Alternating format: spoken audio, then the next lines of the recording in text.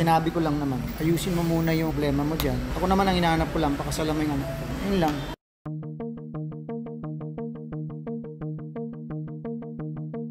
Jeric Rabal tapat na inamin na magkasama na sa iisang bubong ang magkasintahang Aljur Abrenica at AJ Rabal.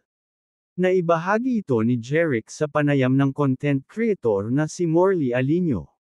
Magkasama sila ngayon, saad ni Jeric.